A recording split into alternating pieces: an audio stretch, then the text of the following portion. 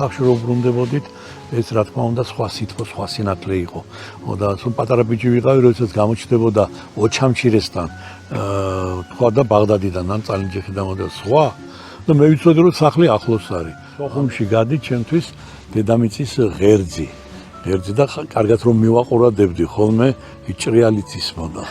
სოხუმსაც თავისი ასეთი თუ შეიძლება თქო ქალური ფერები ქონდა და ყველა ნებისმიერი ზღვისპირა ქალაქი ცოტა ქალს გავს. ვიდრე რაღაც თავის სინაზით, ფერადოვნებით და უღელტეხილზე ბევრი სიკვდილი ვნახე ბოლო დღეებში ესე იგი გრადის ნამსხვრევით დაფლეთილი ბავშვის სხეული. და აფხაზური მხარე, აქეთ ქართული მხარე ესვრიან ძველი მეზობლები, ძველი ნათესავები, მოგვარეები. თქვა და აფხაზი გაბუნია, ქართველი გაბუნია. მომი შედის მონსტრის სიმაში და მისი ნახტომები კი არა, ეს არის რაღაც საშინელება. მშვიდობა დადის ბავშვის ნაბიჯებით და ნელ-ნელა, ამიტომ ეფექტი აქვს უფრო იმ საშინელებამ. მომმა რაღაც ისეთი ამბები დაგვიტოვა, რომ ადამიანი უფრო ვნახე. ადამიანი უფრო შემეწოდა. და ადამიანი უფრო შემძულდა კიდეც.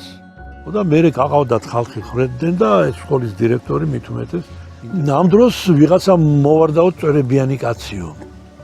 ხო და ჯამბუჯაო ხელი და მითხრაო, დაიღვირაო, დაანებეთ ამას თავი, მე ამათთან ჩემი ანგარიშები მაქვს, ამას მე მოვული, მე დავხრიდაო და მე ნუ რასაც მინდა. მოკლედ ისინი გაბრაზდნენ, ნახევარი მჭიდე დააყარეს, ასე ვთქვათ, ვოვას და მოკლეს და მეორე ნახევარი მჭიდე თენგოს და ისიც მოკლეს.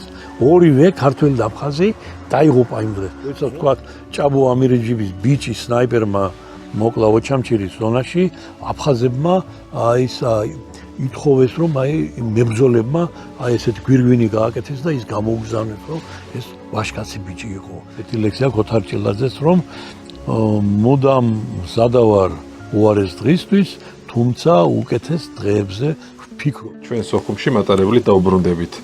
იქნება დილა ან შუა დღე. დღე ნათელი, საუღრუბლო.